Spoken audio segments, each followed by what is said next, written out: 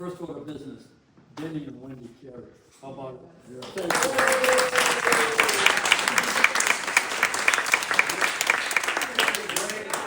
This is the fifth. Reagan, yeah, daughter, Reagan. This is the fifth year that we've done this, gotten together, and it just seems to get bigger and better every year. And we just can't thank Denny. If you hadn't gotten around this first year here, get yourself out down to that boathouse, around these cabins. This is Jim up there. You probably have to wear your sunglasses because the glare off the floor is pretty shiny. So it's quite a place. We talked about this for a moment. We've always had this memorial board for the Tangerine Bowl team, for who we lost. We had 15 members of the team.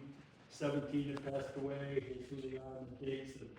My son Jamie and his girlfriend made this up for your baseball guys. The team, we've lost members. So starting with baseball team, we're going to have a moment of silence. John Gillette, Ray Bisbee, John Hutchins, Steve Soames, Doug Swain, and Bruce Carey. And his team. Mine is Corbin, who fell off the roof of Fire and was in the hospital when the picture was taken. I said to Corbin, I finally got hold of him, I said, so Ron, there's 24 guys here. Now I know you were playing. He said, oh, I was a backup infielder. And they said, so $64,000 question, why aren't you in the team photo? He says to me, now you fine dudes will get a laugh at us. He said, you remember Laddie Deemer? And I go, oh yeah, we all know this story. Drunk as a skunk and fell out the third floor into the bushes and I think never got a scratch. And he said, well, I did the same thing off the roof. Phi Kappa, Phi Eta. He was in the hospital with a broken elbow or something when you guys had that picture taken. On the football team right here, we've got John Hewitt, Alan Wiley, Wally Hurst, Paul Keeney, Charlie Delisle, Dana Mulholland, Keith Kalman, Bobby Stolt, Frank Harney, Tommy London, Norm Carter, Corey Turcott, Vernon Walker, Doug Avery, Pete Norris, Jimmy Goebel, Dave Sawyer, Keith. So there's 17 in this. We could just have a moment. Remember this guys.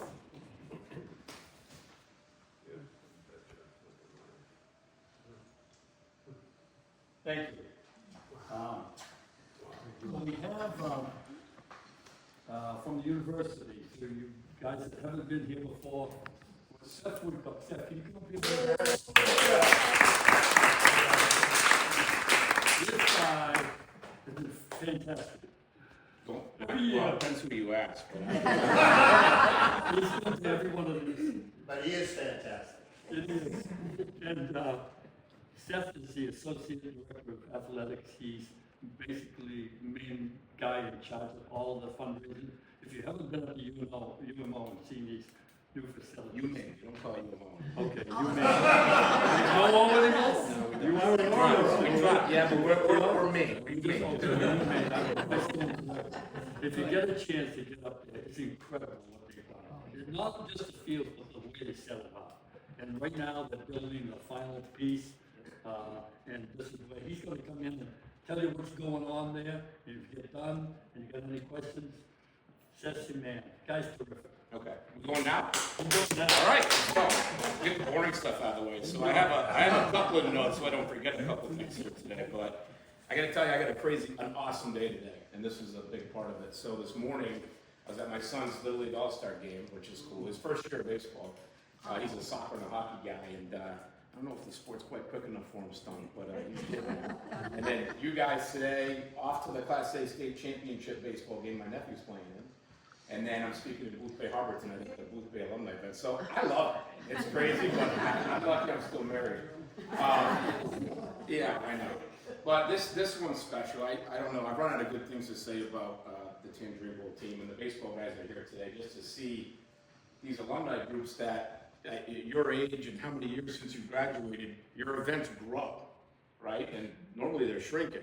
This year, everybody listened, right, Don? Hey, I'll interrupt him in a minute. Your You events guys grow. know, I tell my girl Terry, I said, God, sometimes I feel like I'm herding sheep. these guys don't listen. I remember last year, you people were here, I told you, what did I tell you?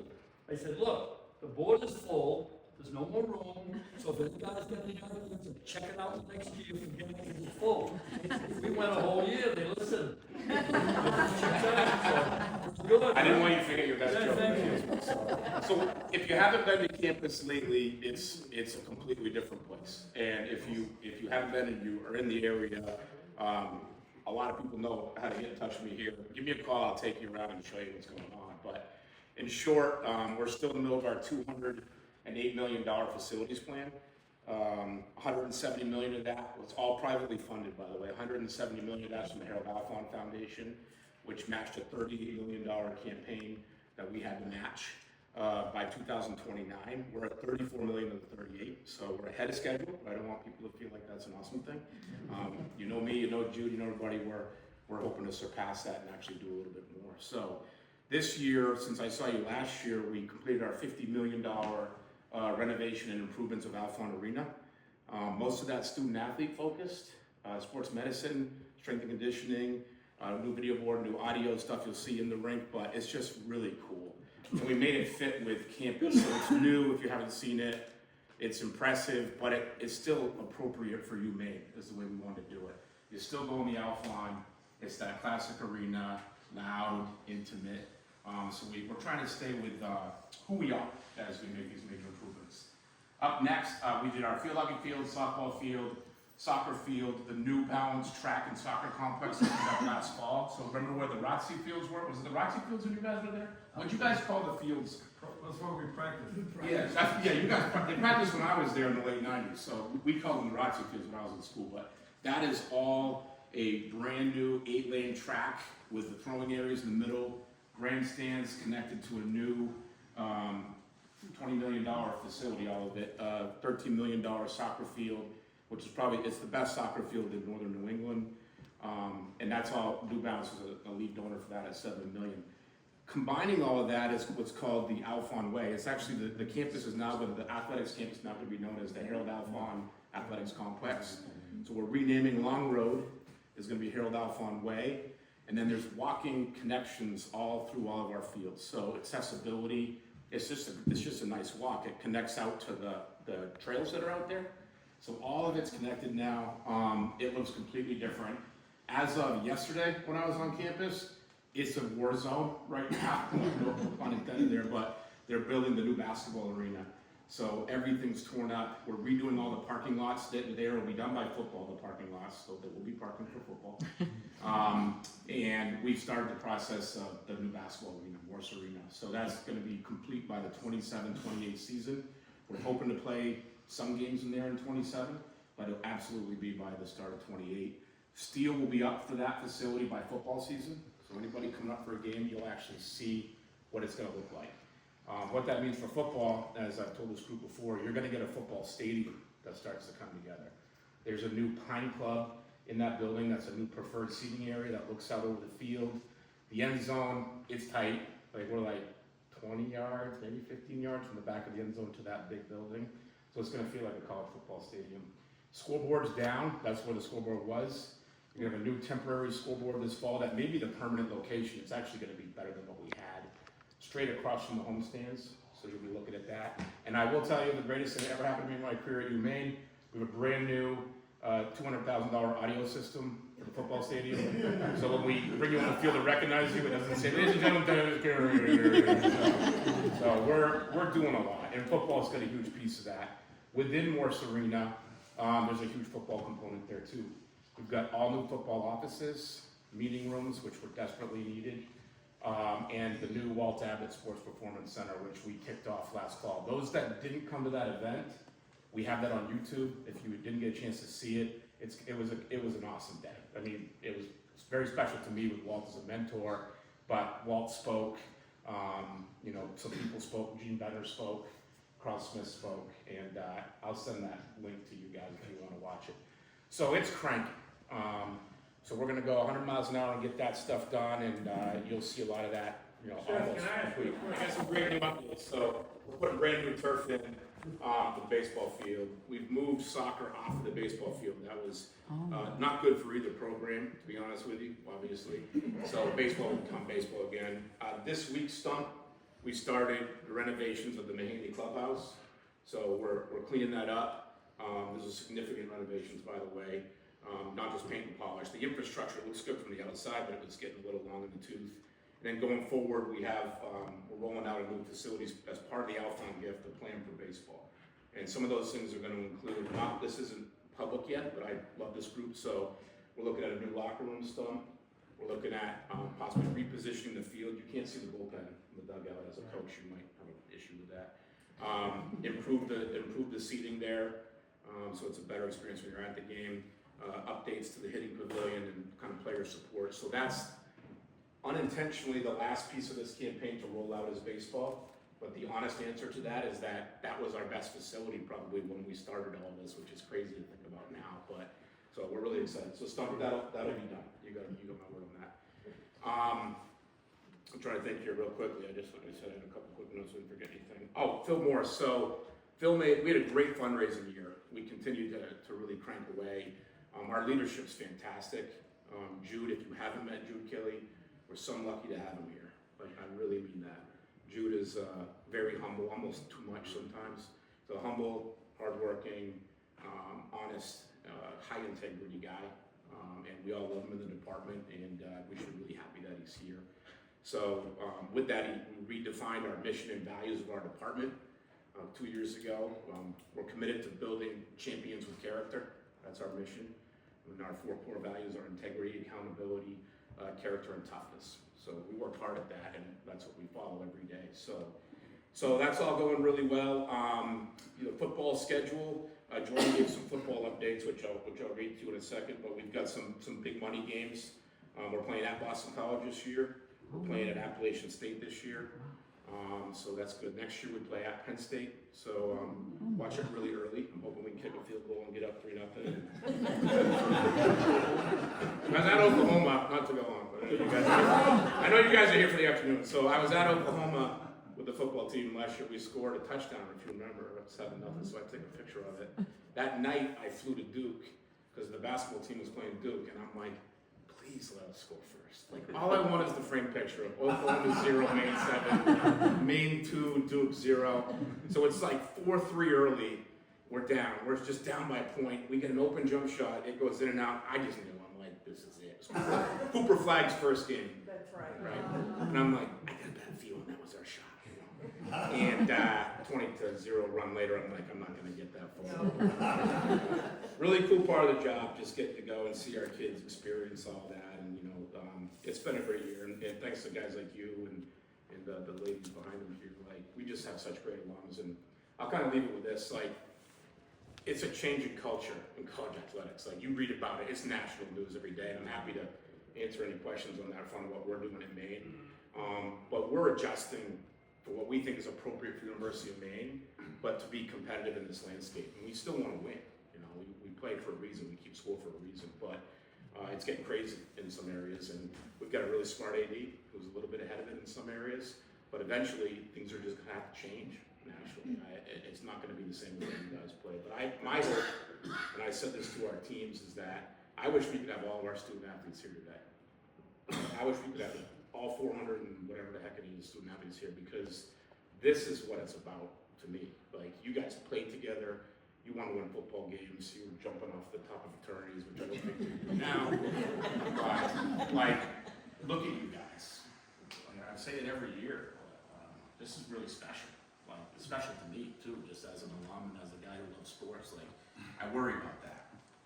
I'm not going to sugarcoat that. I worry about that. Are these kids, going to have the same experience that you guys had, so that how many years later you're invading the Carey's camp every year, and you guys are crazy, by the way, Dennis, and doing this kind of stuff. So that's what's going on at Maine. We've created a fund called the Black Bear Student Athlete Experience Fund, which supports a lot of things, but one of those things is direct pay. So we are paying football players, we are paying hockey players, we are paying basketball players, but we're being very strategic about it and very thoughtful about it. We're not going to we're not gonna do things that don't make sense for University of Maine. And we can answer more specific questions on that. So Phil's gift, the second gift you read about, Phil's always making these big gifts, so I feel bad because like you read about it, you think it might be the last gift, but it's a new gift. Phil made a $10 million estate commitment, and we were talking about it, and I said, let's do something that's gonna make this place good for the long haul. So Morse Arena, Alphon Arena, $4 million of that is gonna be endowed to support the maintenance of those two buildings going forward, so we can take care of what we built. Which I think, President's not here, right? Public universities have a bad history of building this stuff and having no plan to take care of it, but we've got a plan to make sure we're gonna take care of our stuff. $4 million of that, this is critical, is creating a retention and recruitment and retention fund for coaches and staff. So if your football coach is getting recruited to leave and it's $50,000 difference, we're gonna have some funds available to keep the best staff, keep the best coaches, and those little margins that you may make it better. And $2 million stump of that is directly supporting the baseball program, unrestricted endowment to support baseball for where the need is the greatest based on the coach and the AD. So that's what's cooking, and I'm happy to answer your question, but I got a little gift here. So May or so, most of you know I grew up in Farmington, so I'm a Western Maine kid. So I grew up fishing in Rangeley, Eustis. My father's a former commissioner of Fish and Wildlife. Outdoors has been a big part of my life. So I was trolling Sebago this spring by myself. Wouldn't say my wife was particularly happy because it looked like it did today out there. And I just was enjoying the day, barely a couple hours off here, and then I caught a really nice salmon not far from the Carey's camp. And I was fighting on the gun. I mean, it was a little dicey, but we landed it. And I texted that some people here, well, hey, got a nice fish on Sebago today, not far from Dennis's camp. And Wendy and Dennis emailed me and said, what did you use? I'm like, you're getting kind of personal now. And I said, I used a tandem streamer. So those that don't fish, in my region, there was a very famous lady named Carrie Stevens in the late 1800s, early 1900s that invented flies that have been used for generations in Western Maine. And they're very personal to us in Western Maine. So I was using a Carrie Stevens fly that day. And I got to thinking, I was like, I think I'm gonna have my dad. My dad likes to tie flies more than he likes to fish. He's a really good fly tyer. I said, why don't I do something different here for the Carries? So, I mean, if you're gonna host these hooligans every year, Dennis and Wendy, like, you deserve a little something, and it's not much, but I asked my dad to tie a traditional Carrie Stevens fly, and flies are kind of like horses. They have short names that have meaning. And this one, my father tied in UMaine colors in the traditional Carrie Stevens pattern, with the jungle cock in the eye, which is a really famous thing. And I said, why don't we do this? And he put UMaine colors in and a little bit of tangerine. So this fly to give to this camp, which I hope will hang around, is called Carrie's Tangerine 65. So Dennis and Wendy, I wanted to do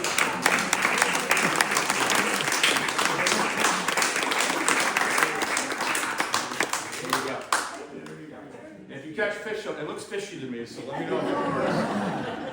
That's it. I probably went longer than you wanted, but just one things here. When you guys did this in 1964, I was graduating from high school in my class.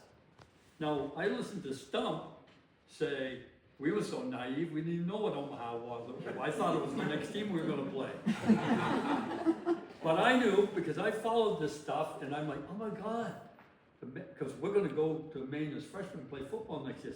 Maine baseball, they beat Northeastern. They're going to top 8 teams in the country. Wow, what a feat. So they get out there to Omaha, and they beat Seton Hall. I think it was 5-2. They won a game. Oh my God. Then they go play the eventual champion Minnesota, and they lost next year somewhere hiding. And of course, Joe won 3 games. Then the next game, they play the defending national champion, Southern Cal, beat them 3-2. Stump can tell you how the Southern Cal coach handle things. And now it gets down to 3 teams left in the country. And somebody's got to get a bye, so they draw straws. And Minnesota get the bye. Maine played Missouri and lost that close game 2-1, but 3rd in the country of the country. And Joel Ferris is the MVP of the tournament. Jack's the coach of the year. Come on.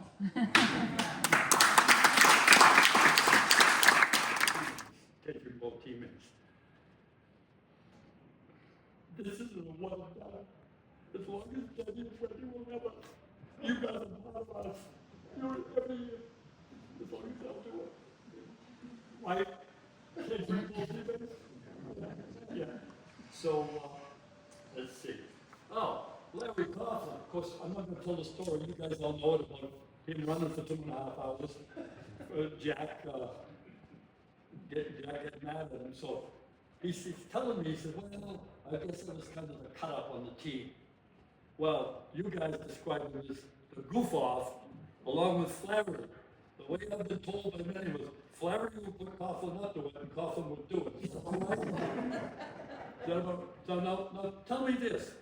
How did the two goof-offs on the team become superintendent of schools and the psychotherapist?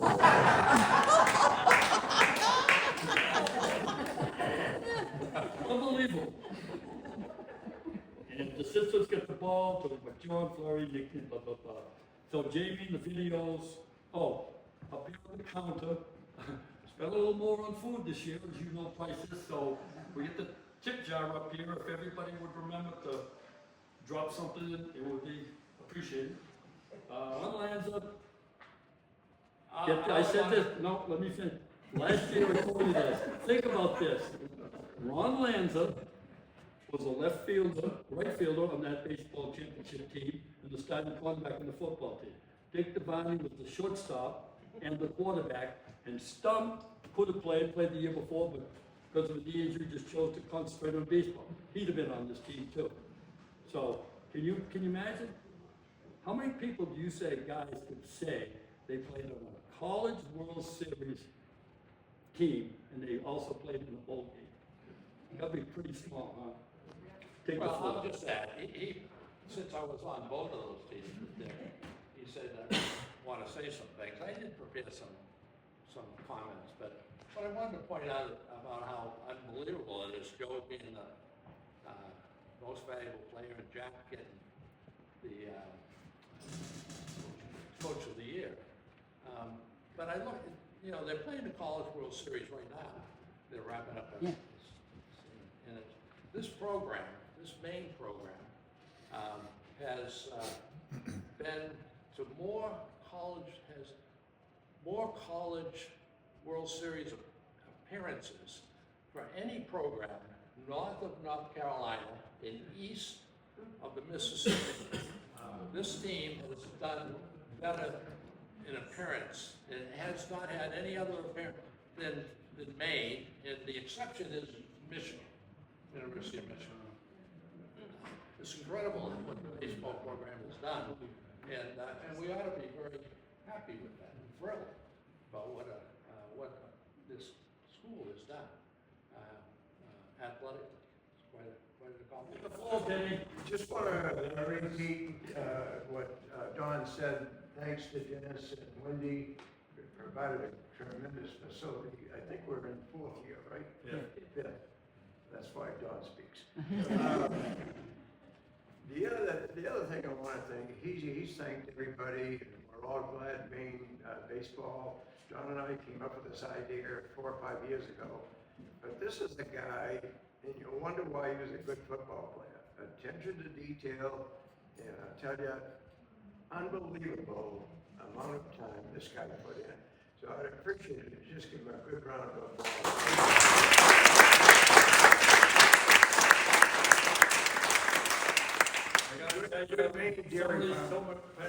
Somebody said, you're working way too hard. I said, no, I'm not working hard. It's a labor of love. You know what I mean? This was fun. Go. Take the mic away from me.